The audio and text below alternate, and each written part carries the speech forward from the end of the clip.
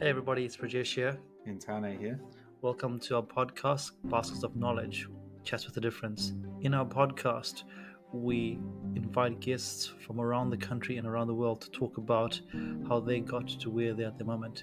It's about a journey, it's about an experience, it's about their life. Kia ora koutou, everybody. Welcome to another episode of Baskets of Knowledge.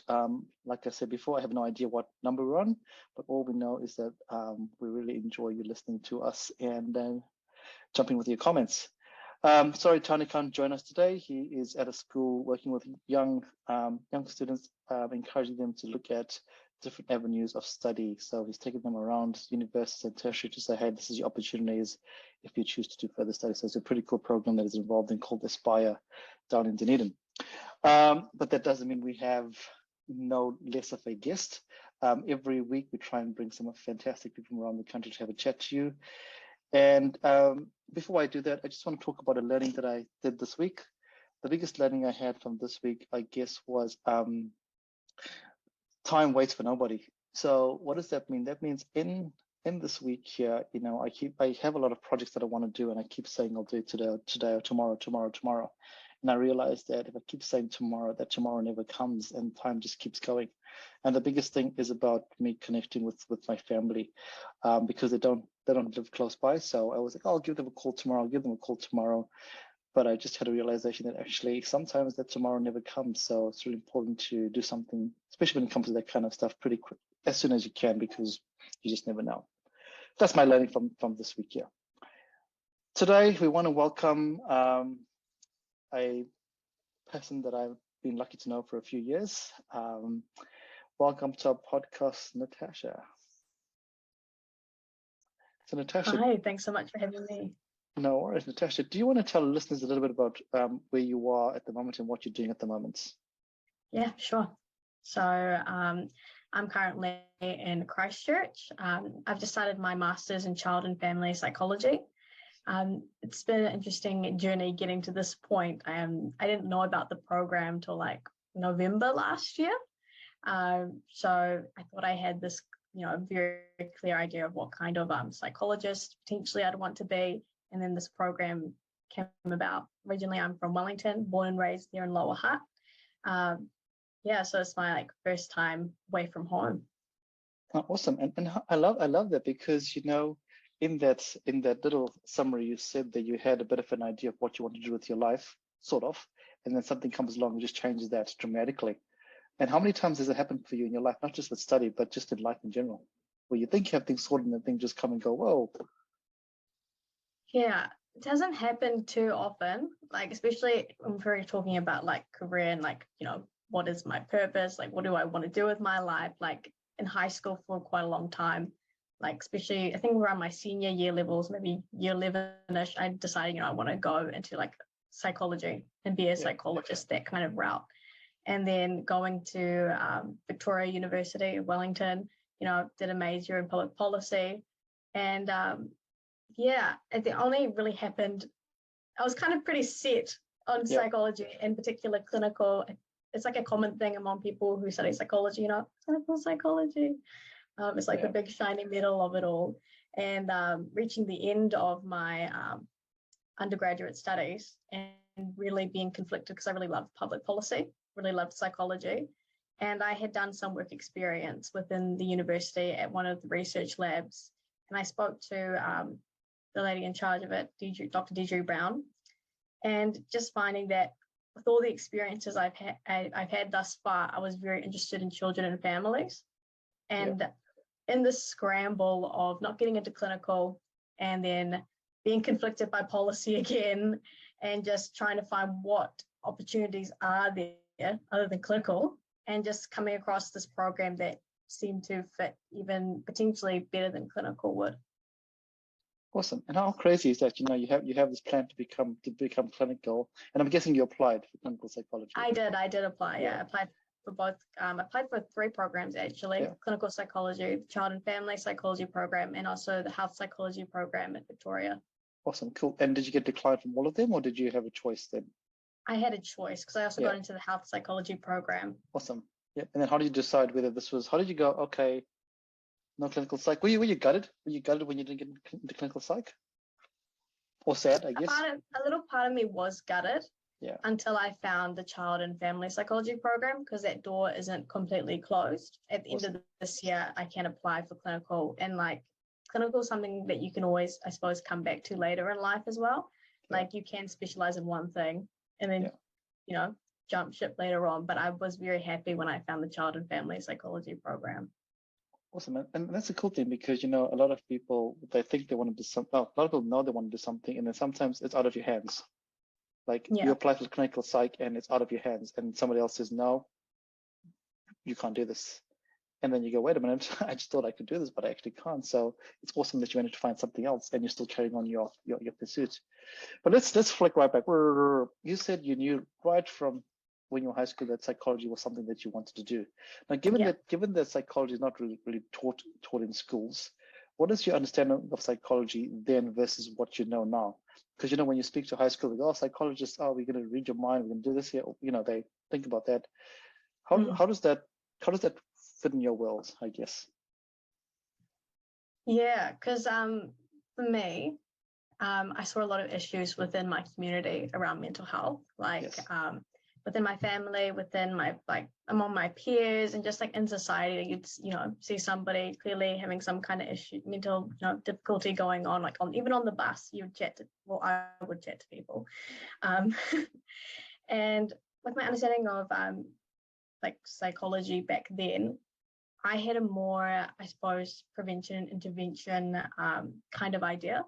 Like before, getting into psychology, I was very interested in law, like the rights of people, and then having like seen how that, how the law impacts society, seeing that actually I don't kind of want to work within a broken system or a system that I think is flawed, especially like, specific like types of courts.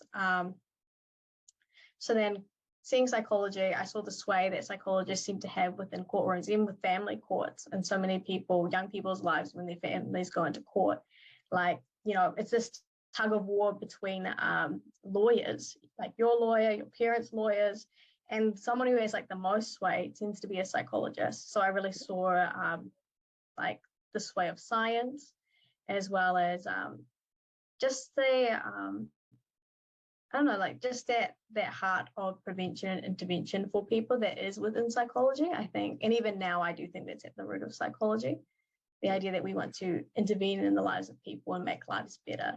And then also a sense of prevention when possible. Yeah, and I think that's really powerful because, it's about positive impact. Sometimes you forget, we're very easy to say, hey, the justice system, if we go into your thing, and the lawyers are just trying to win their case. I mean, they're doing the job. A lawyer goes in to do what they need to do, but there's a lot more, like you said, in between that sways in the way that helps the defendant or the prosecutor, whichever way we look at it, which becomes important. And so you decided. So when did you decide that? Did you start doing law, or did you not pick up law at all? No, so like in high school, very early on, like I can't remember how early it on is, but definitely within those senior years, year 11 onwards, I was like, dead on psychology. Yeah. And I think once again, it was just hearing the voices of the people around me and the frustrations, going to courts and like with the law, and then seeing like the role of mental health as well, and saying that, do I want to work within like a system, or do I actually want to help on an individual level? Yeah, totally. And that's such a big thing in a system versus individual. And I always like to use the analogy if I work in the health system, when I talk to people that want to be doctors, I'm like, you're helping an individual, but if you want to work in community groups, like a public health person, you're helping communities. And when people think about it, they go, oh, actually, this is a little bit different because it's a whole different world, right? It's individual versus group. And sometimes in the group effect, you'll have a lot more sway, but depending on the situation. Exactly. So you now had a choice. You finished up high school. You live in a country with 8 fantastic universities. You had a choice, and I was lucky enough to meet you before you chose your university. You have a choice now to go to any of the wonderful 8 universities in New Zealand. How did you make your choice to go to Victoria University? Yeah, so That was a pretty long journey for me because originally I had looked at Otago. I had a cousin there and I really liked the look of Otago. And I just really loved the idea of, leaving home for the first time, having that, stereotypical uni experience. And then I had the awesome opportunity with Otago through the Go to OU program to actually go see the university. And then when I actually got there, I knew I wanted to do psychology, really loved everything that I heard about psychology, but couldn't find anything else that really sparked my interest. And I knew from the get-go I wanted to do two majors. Psychology is very competitive, and I'm not that much I'm not much of a risk taker. I like having some safety, so I needed like a backup plan. So a second major. And so when I went to the Victoria Open Day, I saw a stall for public policy. I didn't know anything about it. I just kind of wanted the frisbees they were offering that day at the store. And I just asked one of the lecturers named Gil, just a really easy question. I said, like, in one word, like, how would you sum up, this area of study? And he said, change. It's about change. Yep. And, that got me. And I went to the talk they had about public policy, and I was just like, yeah, this is it. Psychology and public policy, they just go together. Yeah, awesome. So started with a frisbee, ended up with a degree. Crazy, hey? Come for a frisbee, get a degree. How great is that, hey? Yeah. That's very cool. But but you had choice, right? So you mentioned the two universities. Did you ever look at other universities as well? Because you have choice. Choice is always good, and then you make an informed decision. So did you look at other places as well, or were the two universities? Not really, because I'm very close with my family. So like one of the great pulls of Dunedin was that I had a cousin there, and she kind of already knew everything about Dunedin. And I did look at Christchurch because I really loved the look of Christchurch and the feel of the city.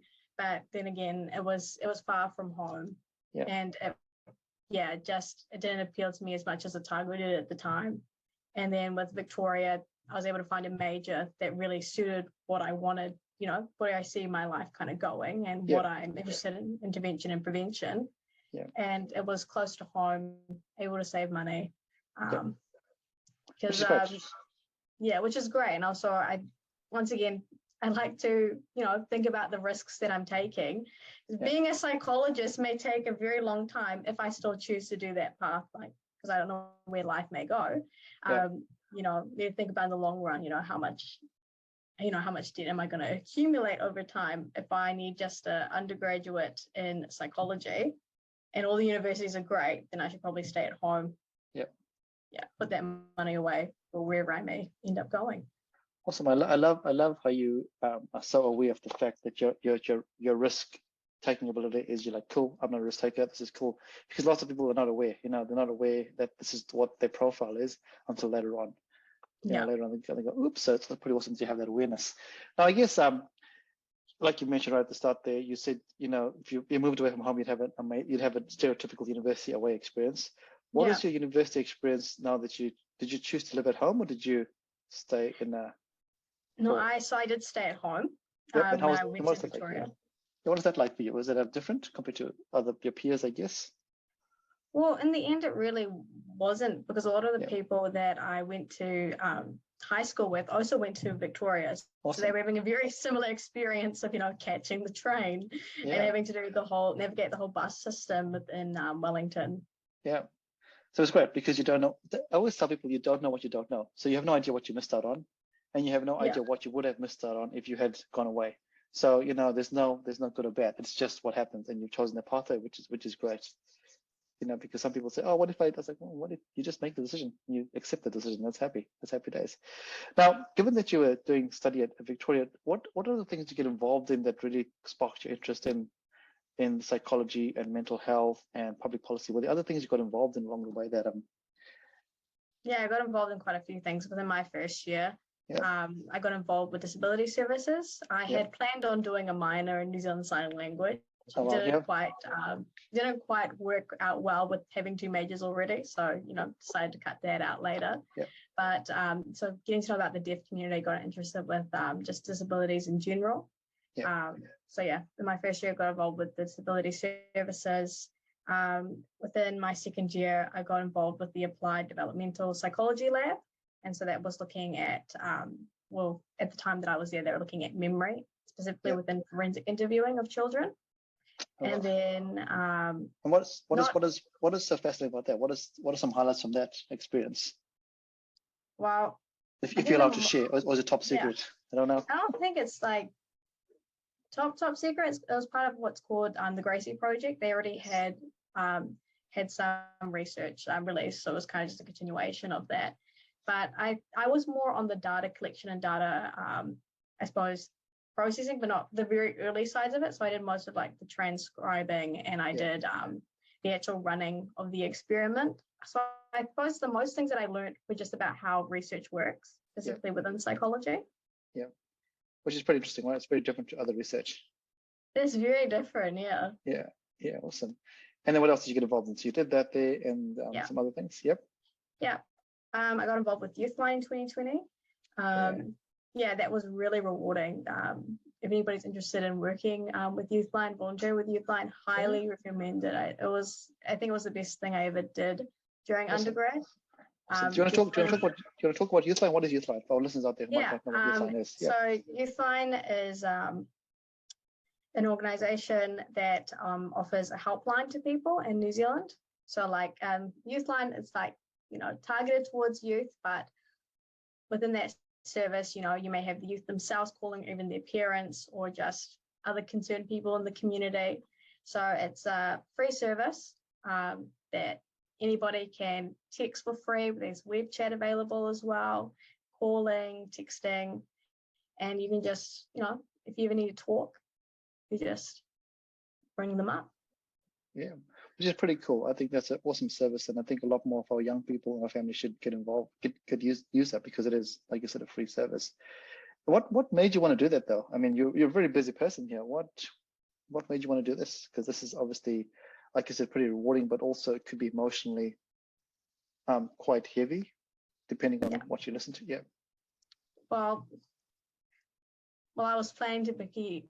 Well, I'm still planning to potentially become a psychologist. Yeah. It's like the closest kind of work experience you can get while being an undergraduate.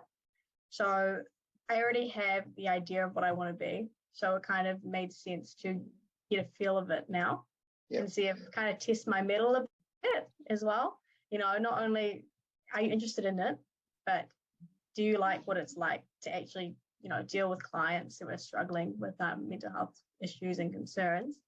Yeah. But just get a real taste for it, because like everything in undergrad is theoretical. You're like trying to jump into a career that you have no real like idea about, like in practicality. Yeah, totally. That's so true. Like an undergrad is just a trial, really. You just trial things out in theory. I love how you said that. So you said that you did in 2020. Is that correct?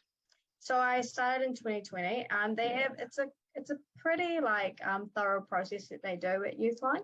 Yeah. So like in 2020, I interviewed, got into what they call a personal development program. So that's where they really like sew into their volunteers. That's one beautiful thing that I really loved about Youthline.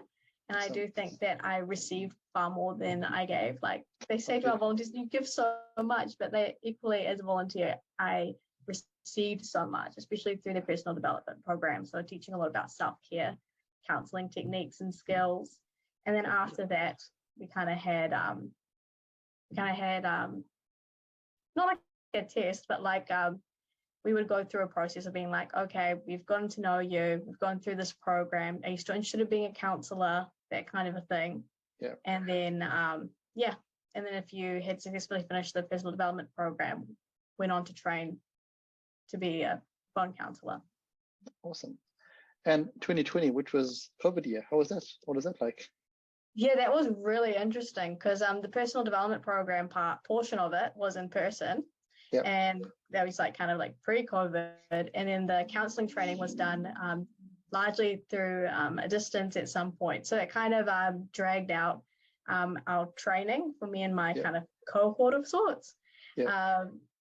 It was really interesting. I think it definitely taught me how to swim, when it came to technological difficulties, and also navigating study alongside that, because, obviously when the universities went online, so did this training as well. Yeah, which has been pretty crazy. And also the other thing is, the effect of all this change on your well-being. Did you feel Yeah. that as well? Because, you know, you, like you said before, you had university online, you had the training online, plus the world was basically imploding in a way because nobody knew what was going on. How did you look after yourself in that state there? Well, I definitely learned that my like self-care skills and my balance perhaps wasn't as balanced as I thought it was. Yeah. I remember one week in particular, like just like my well-being just like all crumbled down. There was an assignment that I had with public policy that I didn't know what I was doing. Like all of the tests seemed to be getting so much harder because everything was open book. So they couldn't ask you much of the surface knowledge, like questions much anymore, like they used to. And so like it was just like it felt like the workload had just increased. I had this assignment where I didn't know how to write this kind of report. I hadn't like slept in a week. Oh wow. Like, yeah, and then also having this training as well, it'll really convict you when you hear about, supporting well-being and then kind of looking in the mirror and being like, ooh, perhaps I need to work on my own as well. Yeah, it's pretty hard though. It's really hard in those situations when you have this that you have to do, but you also have this passion that you want to do, and the two just are conflicting at that point in time. But not because of anything, but just because of the situation. Yeah, but definitely like learn some key things. Every human being needs to get some fresh air. Every human being needs to like eat and sleep. Basic things. So like definitely at the end of that crazy exhausting week, I kind of made a pact to myself that like we're not going to sacrifice sleep like that ever again. Awesome. And we're not going to lose balance and lose track of like the fact that life isn't a sprint. It's going to be an endurance test or an endurance race, because I don't think life is a test. Life is just life. It just goes on, right? And it just goes on. Yeah, exactly. And even though I said at the start, time waits for nobody, but in that situation you go, right, cool, what's important? And you go, and it's so funny because at that point in time you drop the most important thing, which is your self-care. Exactly. You go, I want to do this here because those are the goals, but wait, what about myself? If I don't look after myself, those goals will never happen because you'll be unwell. But that's human nature, right? We always tend to do that unless somebody tells us, or unless we break. Yeah, which we don't like breaking, right? So no.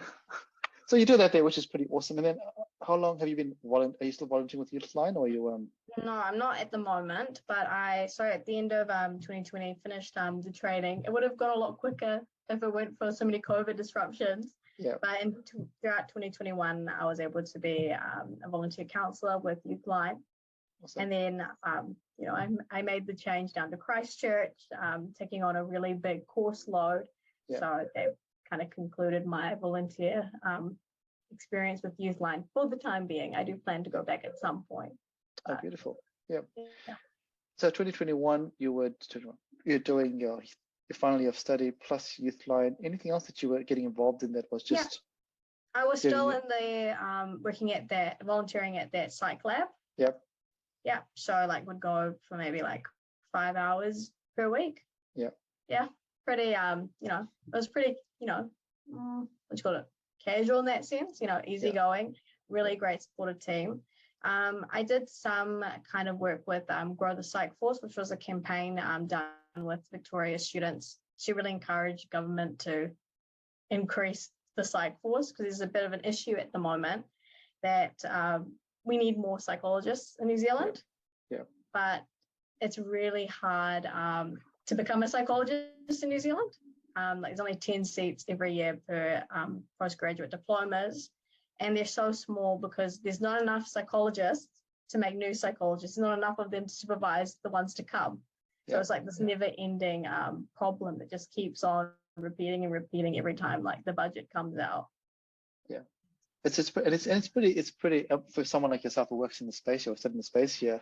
You see that the government puts out all this funding for mental health and well-being, but in the same token, you go, wait a minute, there's not enough professionals to make sure this goes to the right people in the right way. Or am I seeing that wrong? Because this is what I see. I see all this funding that goes out, which is amazing. Yeah. But then is it being utilized properly? Because as you and I both know, the mental well-being situation in New Zealand is, well, I guess across the world, but with New Zealand is really quite alarming, I think. Yeah, it's quite alarming. Like looking at how the government does their funding, there are some, the money does go to areas where it needs to, but it's that idea of that this is an enduring problem, an enduring issue, and one of the issues is access to mental health services and the costs it's having on individuals, on families, on everybody to actually go see somebody and to get a diagnosis.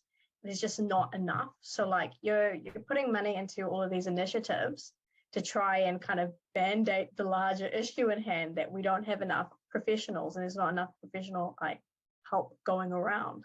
Yeah, which is a problem in itself. And then and like you said, it's a band-aid, and at some point the band-aid is going to slip off, and then we have a problem. Yeah, like it's ridiculous how long people have to wait to see somebody, and then it's ridiculous how much it costs. Oh yeah, that costs another story, because we always say, hey, go and see it. Like in the space that I work with young people. Okay, as you know, I work with young people, and a lot of the questions, like a lot of the scenarios I'm getting are around mental health and well-being. I'm just seeing this all the time. When I started this role 10 years ago, there was mental health, but it wasn't as prevalent as it is today. And I don't know whether that is because young people are more talk about it more freely, or whether it wasn't it. I mean, that's nobody knows that. But at this point in time, the conversation is happening way more freely. But what do? You have this conversation, and then how do you equip the young person to go forward? Because you also want to enable them and not disable them. And unfortunately, the space that I work in, or the space that I see, is when people speak about mental health, it disables them, which I think is not okay. What are your thoughts about that there? I don't know if you see the same thing in your space. Yeah. We, in my space, I think you do come across it anywhere that anyone's having kind of any like difficulty with their mental health.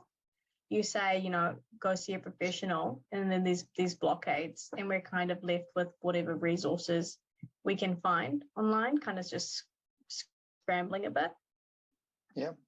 Yeah. And then it becomes it's the scramble is the keyword. Everyone's scrambling. It's now scramble. Yeah. Which becomes much harder, right?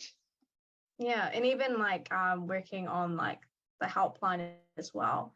It's a big step for a lot of people to seek help, right? Yep. That in itself can be a huge step. And then you find that they're having issues, being able to regularly see somebody. Yeah. And forget even seeing somebody, first getting in the room, like that waiting time and that cost. Yeah. And then once they do, it's not sustainable over time, especially if you have somebody who relies on counseling to, manage maybe like ADHD, whatever it is they may be going through. And then it's just this steady high cost that's always going to be there. Yeah. And then having like, some people may use Youthline or other helplines as well as kind of to help them in those in-between moments, like in-between sessions, because, not everybody can afford to have one every week, You might have one every couple months, or if you're fortunate, maybe every month. And sometimes you need to do that scramble and look for other resources to help you keep it together until that next session, until you get the next skill that's going to help you with your well-being and your mental health. Yeah, and it's pretty crazy how prevalent that is. And talking about prevalence, this is going to be a bit of a left field question. As a young person studying psychology with a lot of young people around you, you would have observed a lot of young people going through this journey, I guess. And what do you think are the main things that, say, young people at university specifically, that you would see and go, oh man, this is not okay? Are there anything that just stands out for you? I think the main thing that stood out, or at least I came across the most, was anxiety and comparison. I think those were the two things that stood out to me, like people putting so much pressure on themselves by comparing one another, especially like within competitive, like the law students. I have a lot of friends in law, and seeing that comparison and that tension, getting to them, and just, anxiety in general, like within the school environment. Like sometimes I'd like, come across somebody, starting to be on the verge of a panic attack, on the university campus. just this Yeah. anxiety, especially with technology on the rise, comparison is higher than ever. So I think those two kind of go hand in hand and compound each other. You know, you compare yourself and you get anxious about where you are in life, and Yeah. you get anxious, and so you do more comparison, you know, trying to evaluate your life and get ahead, and it just builds and builds. Yeah.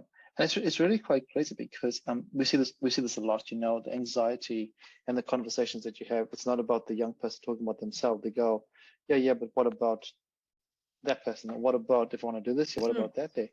And I saw that this person is like, yeah, but you've got to focus on you. But in that space, it's like we said before, the first thing that you drop is yourself. You don't worry about yourself. You worry what other people say or think about you. And I always, one thing that always comes back to me, what you've said right now, is a few years ago, one of the schools that I go to told me this amazing thing, which just blew my mind. They did a survey at the school, and basically they said to the young people at the school, hey, while you're at school, what is your biggest concern? What is your number one concern? Okay, it's while you're at school. And you would expect, failing, or whatever. Those typical school things there. The number one concern at this particular school was, what if somebody takes a photo of me that's unflattering and posts on social media? That was the number one concern. And I was like, wow. And the school was like, whoa, this is quite scary, because if that is your number one concern, that's not okay, because you're living in such a heightened state of anxiety, because in the classroom, you're so worried about if someone's going to take a picture of you as opposed to focusing on your learning. Yeah, what are your thoughts about that? That's pretty out there. I thought that was pretty out there when I heard that. Yeah. But I'm not surprised as well. Yeah, I'm not surprised much either, because if you think about it, like putting yourself in the shoes of that person who was sharing, and like, well, not the person who was sharing, but the overall, like, fact being found, that kind of statistic. Yeah. Like, things on the internet, like, live on for quite a long time. Like, it's visual, it's going to stay in people's minds, and everybody's going to see it. Like, it's very public. Yeah.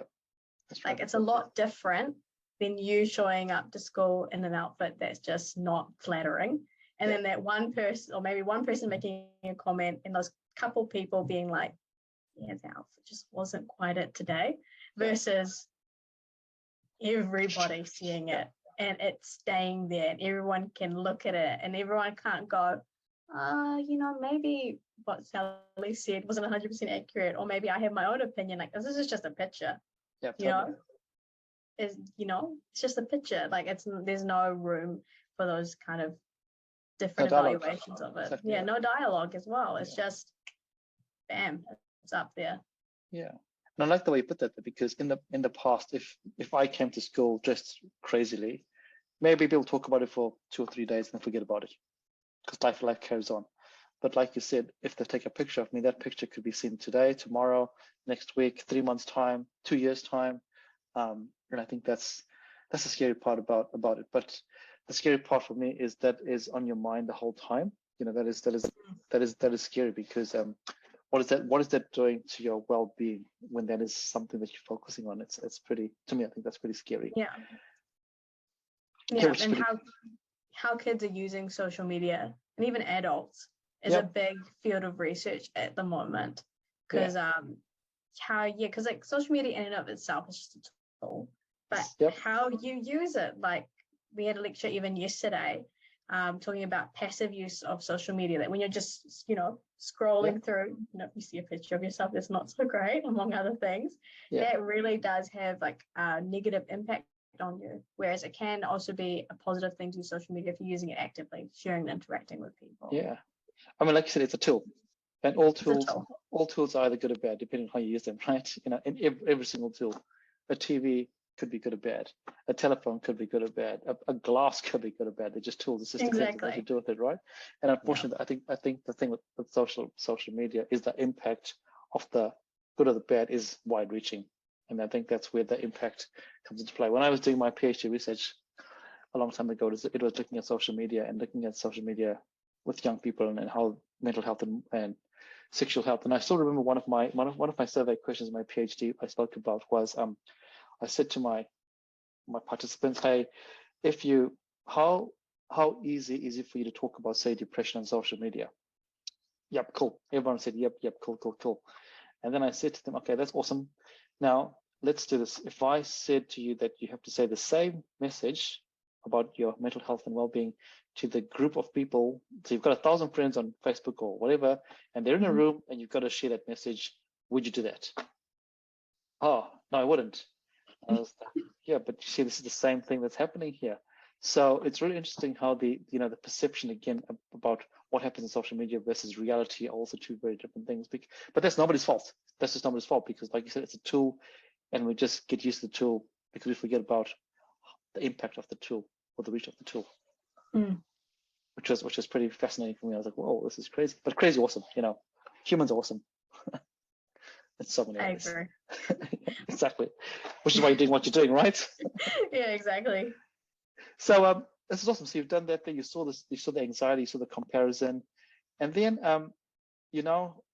decided to apply to the University of Canterbury to do this program. Yeah, what is that like for you? Because at the start you mentioned you're close to home. You enjoy that Wellington vibe. You don't have to leave home. Was there, and you were taking a risk now. How did you feel about that there, moving away from home and taking, I guess, well, I'm not going to say risk because it was what you wanted to do. Yeah. I was just excited. When I didn't end up going Otago, though I had, found this interest within public policy, I was still gutted, that's going to somewhere new, meeting new people. Yeah. When I, getting ready to go, there was certain feelings I did have to work through.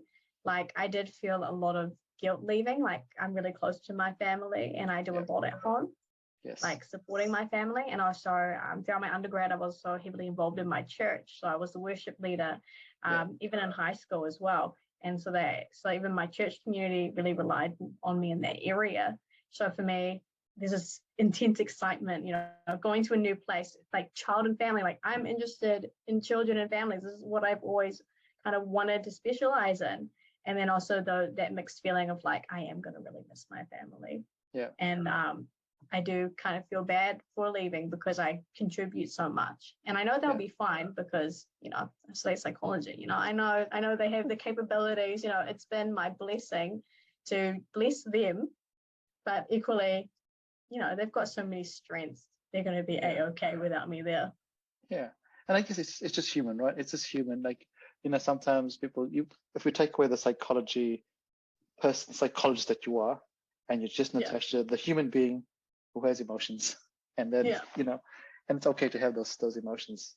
And hey, the fact that you do feel a bit bad is good because it means that there's love there, right? As opposed to see you later, I'm out of here. Get me out of here. Yeah. Although I'm pretty sure you're not missing the Wellington weather. Yeah, although the cold is it does get cold in Christchurch. It's just a different kind of cold. Yeah. Yeah, I was there in May, and I just remember there was a week when we just had frost every single day, like -5, -6, and I was like, wow, this is cold. This is freezing. Yeah, like in Wellington, like common conversation I have with people is the wind that gets you. The wind temperature is much lower, but here it's just like walking like in the grocery store, like in the freezer aisle. Like it's just like this still cold. It like bites you. just keeps you fresh, like a vegetable. Nice and fresh. Happy days. Yeah. Crazy. So now you're in Christchurch and you're studying your program. And do you want to talk a bit about what you're actually studying? So is it a taught master's or is it a thesis master's? It's a 2-year master's. So the first year is kind of similar to an honours year, but it's just coursework. And then the second year is thesis. Okay, cool. Yeah. And I guess next year are you starting to plan what you want to do your thesis on, or you? We've been told to think about it, but I have so many interests. I haven't decided on anything. And I think like one of the key things when doing a master's and just any thesis in general is having a supervisor and having the resources to actually do it and do it well, like having good data that's accurate. So I'm still in the process of being like, these are all my interests, but what can I actually do? And you've got time, right? You've got time to think about it. And we're not going to go into that because I know every research student's worst nightmare question is, hey, how's your research going? Don't ask me that question. Well, you can't even ask it because I haven't started. So. Exactly, yeah. So next year, like, hey, Natasha, how's your research going? Don't talk to me. Crazy. So do you want to tell our listeners about why particular children and family? Why do you think that's a special place for you to focus on with your psychology? Mm. One thing, I really love children. Yep. And also, I really care about families within New Zealand. Like my family has had its trials and tribulations across the years. And Yep. I've seen how bad things can get, and just having that hope of that this won't be the same story for everybody. Yeah. Like, especially with like, you know, families. Once again, I do have this heart for prevention, like when possible, you know, stopping before things get bad. But also there's the opportunity when things do get bad to make things better. Yeah.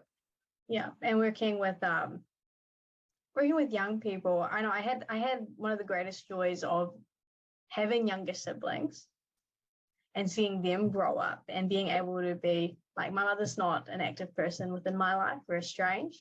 And so kind of taking that more maternal kind of role within their lives when possible was really rewarding for me. Yeah. I found like I have so many like core memories of seeing them growing up and helping them on their journeys, and they're still on their journeys. And to be able to do that with far more people really appealed to me. And it really just warms my heart to see children grow and to see children thrive. Yeah. And then I don't know, I just have this immense optimism and belief in human beings, especially our young people, to rise above challenges and to not only rise above challenges, but come with their own strategies. Because like often the adults, you know, they come in with their idea about how to go about things. Yeah. You know, but when you actually speak to a young person, you know, they have really great ideas and ideas that probably work far better for them than whatever you're like, not opposing, but pushing onto them. Yeah. It's so refreshing to hear that, because, you know, I work in a space like you do with young people, and, you know, it's very easy when you're an adult to just have these closed loop ideas about the way that things should be. But a young person sees the world from a whole different lens. And it's important to listen. And I find that a lot of us, and I'm going to say myself included, have sometimes not listened, or we've listened but not heard. Yeah. You know, we've listened, okay, whatever, but we haven't heard what they've said to you, and you go, wait a minute, I've got to stop and actually hear what they're saying to me, because they come with some amazing ideas, like you said. But hey, sometimes they'll come with some silly ideas, but that's okay. Silliness is good. We love silly ideas. It's just part of life. And I also like the fact that you have that optimism, because I think all humans are inherently good. You know, everyone in this world is good. We might do bad things in our lives, but at the end of the day, everyone is inherently good. And, you know, we forget about that sometimes, you know, when we see all the media coverage and we see the news stories that the world is, but when you just walk down the street and you talk to somebody, there's goodness around us. We forget about that. Or we tend to forget about that unless we're actively aware of that. So it's awesome that you have the optimism about humans in general. And we're not saying that there's no bad people. There are bad people out there, but generally people are pretty good. Generally are. And everybody's just making use of what resources they have, what knowledge they have, what, you know, money, things they have. And everybody's also still navigating their moral compass throughout their lives, like what's right and wrong. And even not even their moral compass, their identity, you know. Who am I? What is my life about? What is it that I want? Does what I want, you know, weigh as high as what I want for other people? Yeah, totally. Everybody is in life and just living, and it's a complicated process. It's a complicated process. And I guess everyone is living to the situation. Everyone's situation is different. And in your situation, you will react in a certain way. And the way you react is dependent, like you said, on whatever resources you have or you don't have.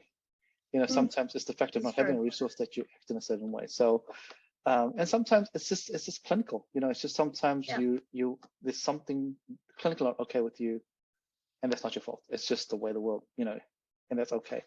But it's very hard to put labels and judge people based on that thing. And I mean, I will be honest, I have done that in the past, and I probably will do it again in the future, because I'm a human and I do these things here. But I guess it's the more awareness that you go, hey, the less times you can do that, and the more times you try and see the different people from a different lens, which is what I guess you do. You try and look at it from a different lens when you work with your cohort, I guess, or what do I call them? The people that you work with. I don't know. Yeah. People that I study alongside. Yeah, the people you study alongside, exactly. Yeah. Yeah. And What has been your highlights in the last 3 years in your undergrad? Has there been anything that just stood out for you? And it could be study, it could be personal, it could be anything. There's been a couple of things. Definitely Youth Line, which I've talked about quite a lot already. That was definitely a highlight for me. I think of like specific friendships I made, like just like some of them just kind of made like out of nowhere. Like I've like had a good chat with a friend like a couple of days ago and just talking about how crazy how we like met. Like we met on like an O week in some informational class and just have been really close like ever since. And just like I don't know, when you go to university, you have these big ideas of what your experiences are going to be, and you also have like big ideas about what your life's going to look like. But just there are so many highlights, but definitely the friendships I made in Youth Line are two big ones I can think of. But just they're just like a big like reel of moments I can think of just by making use of the present and what was there and what was available and whatever I could find that just always sparked joy within me. Yeah. And I guess, like you said, you don't know. You don't like your friend that you met. You had no idea. You know, I had no idea. you went to university. You didn't expect to talk to somebody in an informational session and they become your tight friend. You have no idea. And you know, exactly. Like there was one opportunity in my last year to do an internship with a charity. That once again, at that point, I didn't know that I'm really interested in children and families. That wasn't a concept I had, but there was a great research opportunity to be with the Nest Collective, which is another non-profit organization, and this focused on delivering goods to like families in need, specifically for children. So like nappies, those cute little footwear things that little kids wear, like bonnets and all those different things.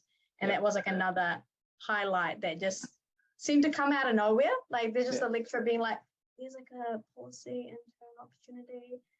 It's not paid, but like it's here. And then just, asking about it, finding out, it's about, it's a really good, first of all, a really great organization, but something that really connects with what I'm passionate about and what I care about. Yeah, and it was just like right there presenting itself to me within the present. That's crazy. And I think like you mentioned this twice, live in the present, because in the present you have no idea, because you mentioned something that was really quite cool. A lot of us have these crazy plans of what tertiary is going to look like, what our life is going to look like. And if we keep living in that, or we forget about living in the present, we're going to miss those opportunities. And I think a lot of us live in that world there and forget about what's in front of us and see those opportunities. And then I'm one of those people. I can get so stuck in my head. Yeah. Well, I'm glad you did it for that lecture. Yeah. Oh, crazy. Awesome. And so you have those opportunities. What is the we're gonna flip the script again. What is one of the hardest things that you experienced in your last 3 years as an undergraduate? Or hardest, I'll change the word to challenging. The most challenging things? Yeah. There are a few things that stand out. Like I'm a bit of a perfectionist. Was somebody in high school who got good grades. So I remember one time where I got like a C that really, that really cut me. That hurt me. Well, I found that challenging to accept and be like, oh my goodness, the GPA for this class. I think just a hard thing in general, staying at home and not having that stereotypical university kind of experience. Though I did make use of the present and what was there and all the awesome things I was able to find, I did find it challenging, still living at home and, taking that role within my family, taking care of them and doing everything I can to support my family. That was a bit challenging sometimes because I would always prioritize it when sometimes, I wanted to stay out a little bit later and, perhaps meet up with classmates or even just, go to a poetry night somewhere in the Wellington scene. There's a big writing scene in Wellington that I really love. And just being like, no, I need to get home. My siblings are going to get home. My dad's going to, get home. Like one of like the very practical things everybody's going to eat. Usually that is a female's job within a household. So that's a responsibility me and my sister shared. So I think some of the hardest things sometimes is living among these students who are having all these, different lives, and a lot of them are quite different to what I was experiencing at the time. And just having that mix of being like, yeah, I'm optimistic, I'm making use of the present, but equally there are those moments being like, oh, like I kind of wish it was a bit different. I wish I could stay out a bit later. I wish that my priority wasn't always, making sure I'm home before it's 6 o'clock. Like sometimes even 5, because if I want to cook something really good, I need like an hour. Yep. Yeah, and I like that you mentioned that, because I want our listeners to realize that life is not hunky-dory all the time. Yes, we live in the positive, and we try and do that. Exactly. But there's going to be days when we're like, oh, I just wish I didn't have to go home.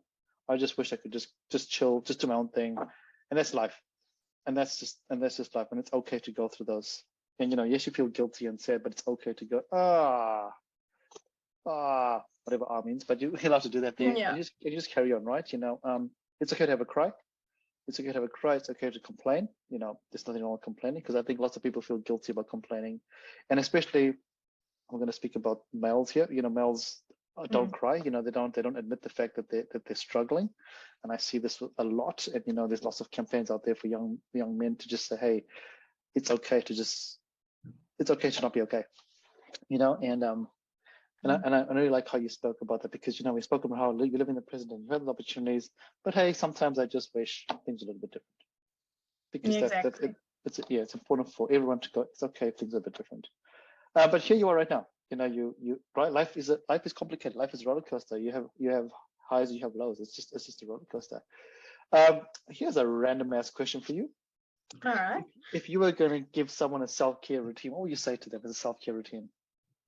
Oh, like there's things that I really like that I kind of wish that everyone did. But at the same time, if I'm thinking about this, like with everything that I know that the best way to go about this is to ask them about their interests and about what puts them at ease and all these different things. But I'm just going to scrap that and talk about what I like to do. Exactly. Just to watch you. Exactly. Forget about the rest. This is all about you. Yeah. So self-care routine for some. Yeah, I think get outside, go for a walk, whether it be like 10 minutes. I think don't aim for anything less than 10 minutes. Yeah. Get outside.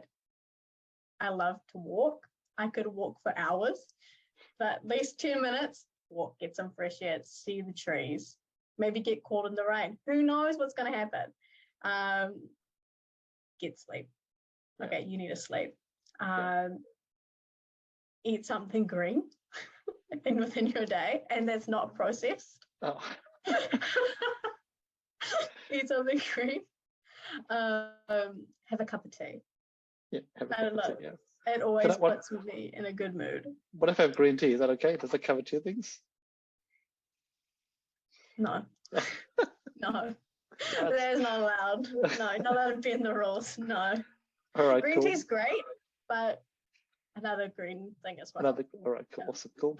So get outside for at least 10 minutes, get some sleep. And when you say sleep, though, you don't mean 1 hour, right? You don't. Yeah. You mean a decent amount of sleep. Yeah, like a set amount of sleep, like 7, good, 8, best. Yeah. 6, don't you dare go any less than 6 for a long period of time. Okay, well, okay, everybody, Natasha's going to come and destroy you if you go less than 6 hours. Okay, so at least 10 hours of work, at least 6 hours, of sleep. Have one thing that's green in your food. Yeah. Have some tea. Anything else that you would like to add to Make time to read. Yeah. I feel like we get so caught up in social media and about just even within our own circles, we tend to gravitate towards people who think like us. So read something. It could be anything. Maybe it could even be something funny, like a joke book or something. I don't know. What? Who does that? Like a joke. I don't know. Whatever interests you, just read something. It does so much for like your attention, the attention range of people has like decreased so much with technology. Read a book, Yeah. I'd love to say people to read something like a little bit like maybe philosophical, or like, because I like reading those kinds of books, but just read anything. Like, it's just so refreshing sometimes to just have a book. Okay, I'm someone who's like really loves like paper books, like proper books, but hey, whatever you got in your hand, if it's like on Kindle, if it's on your phone, like just read something. You know what I wish everybody reads the Stoics. Reads one passage of the Stoics every day, and life would be so good. Have you heard of that? So it's a simple read. It's only pretty short. They have this. What are the Stoics? The Stoics it's a Stoic way of living. They produce all this pretty cool stuff here, and it's very old. It's very, very old. It's ancient stuff there, and they just have this wisdom, and it just talks about living in the moment. It's some pretty cool stuff. I'll share some stuff with you later on. But for anyone out there that wants to look at the Stoics, just Google Stoics and just see what they say.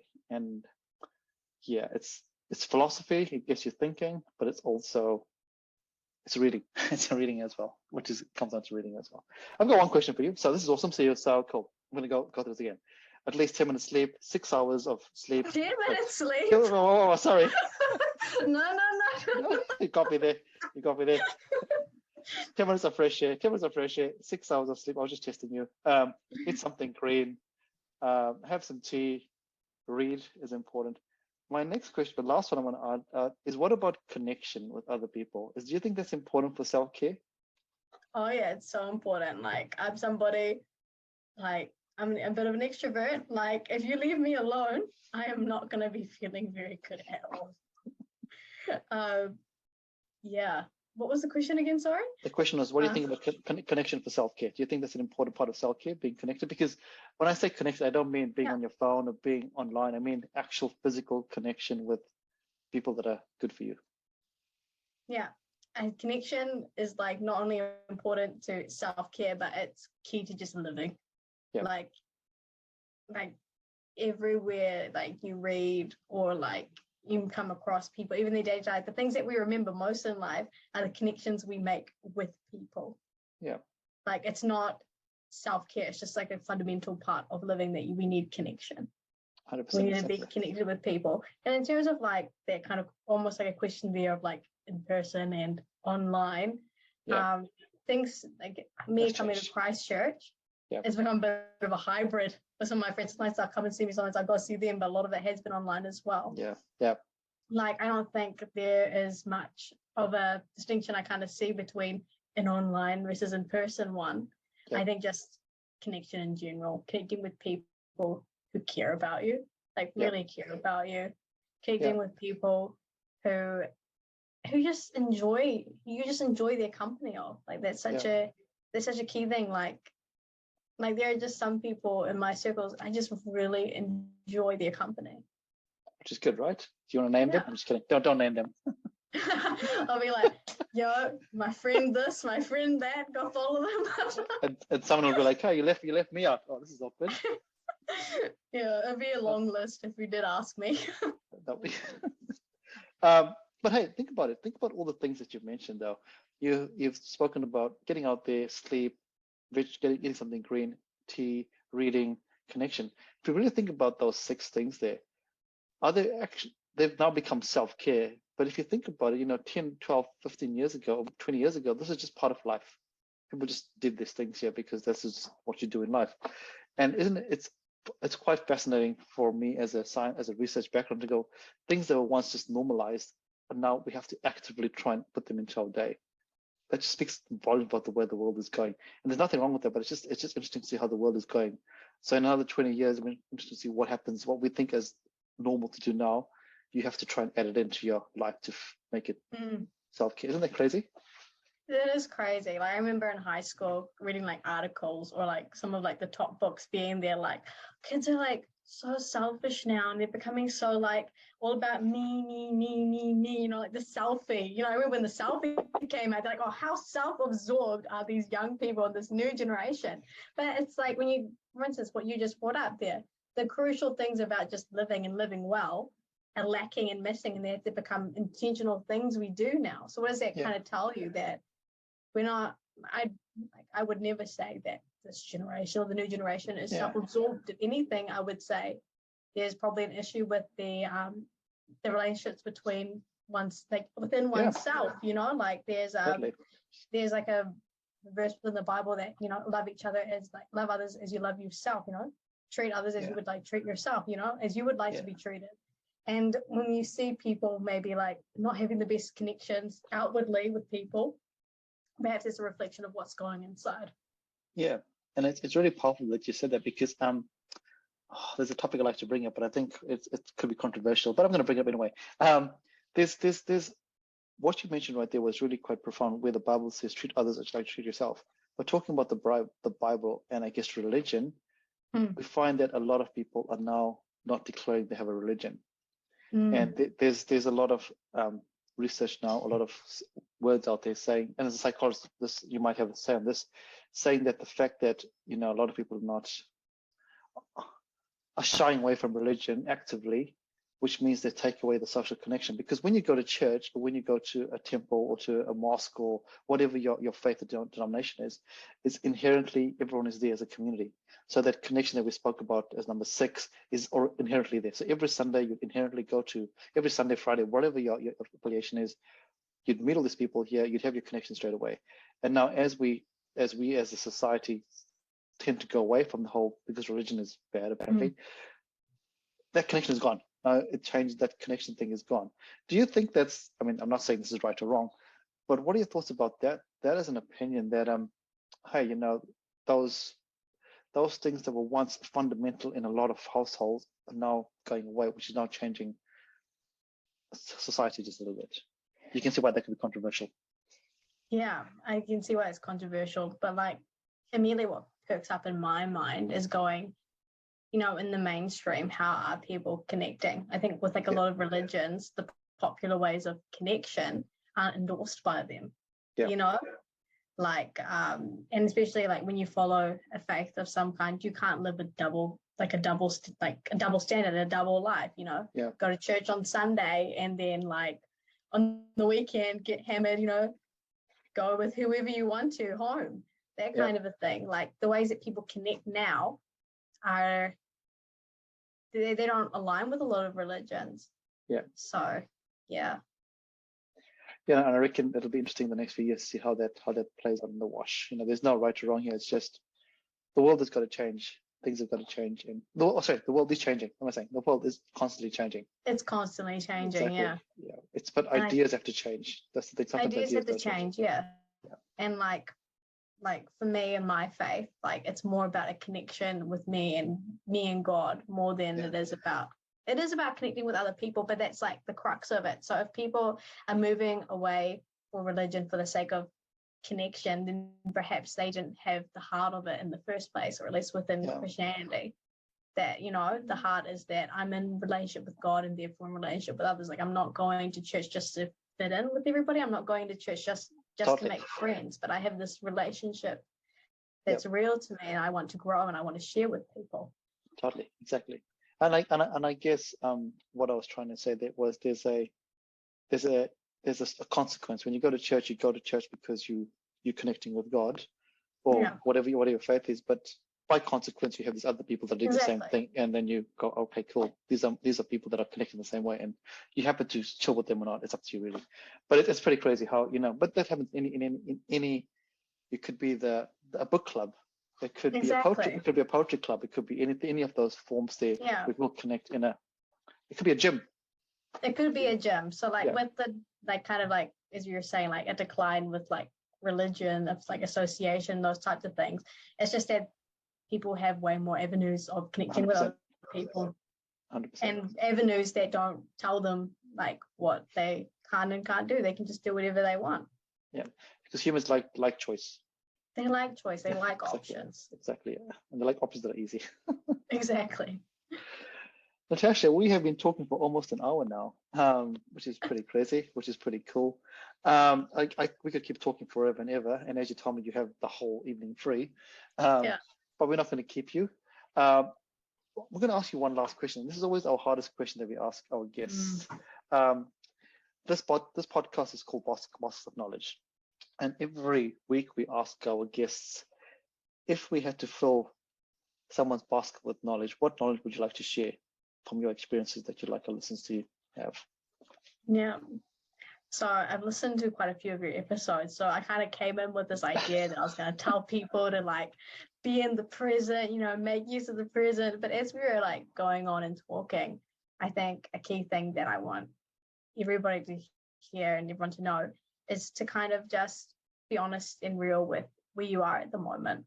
Like we talked about some of the hard moments in my life being like, sometimes, though I really loved my uni experience in it, and even reflecting back, there were those moments. And in those moments, to just be real with yourself. And as we said, if you need to, have a cry. If you're complaining, just complain. You don't have to be this optimistic, bright person, all the time. Like, be honest, be authentic, and feel what it is you're feeling in the moment. Like, of course, look up, but in those moments when life does hit you, take a moment and just feel whatever that is, honor the place that you're at. And that's such a beautiful, beautiful way, because I think if we're not real or authentic, who actually are we? Exactly. Every day, and it's awesome to be optimistic, but is that really who you are? There's no point being optimistic out there, and then you come back home and you're crying and being sad. Exactly. And if you are, they'd call Youth Line because they'll help you out. Yeah, all the time, 24/7. They're available. Brilliant. Fantastic. Natasha, thank you. It's been such an honor and a privilege to have you on here. This has been a fantastic conversation. I've learned so much about the awesomeness that you do. And I look forward to seeing what you end up doing. I mean, I'm sure New Zealand is going to be a better place for people like you, finishing what you're doing and doing your research in awesome mahi that you're out there. Thank you very much for being on our podcast today. Thank you so much for having me. I had a blast. Oh, brilliant. To our listeners out there, thank you so much. As always, you can stream this on Spotify or Apple or YouTube, and always feel free to share comments. If you want to jump online, let us know. This podcast only happens for you, and it's all about your stories. Thank you very much. Till next time. See you later. Thank you for listening to Baskets of Knowledge. Yeah, we hope that you found something useful to put into your basket of knowledge. And as we said before, remember to put something little into your baskets of knowledge every week. And as always, feel free to like, comment, and share this podcast. Thanks, everybody. Bye.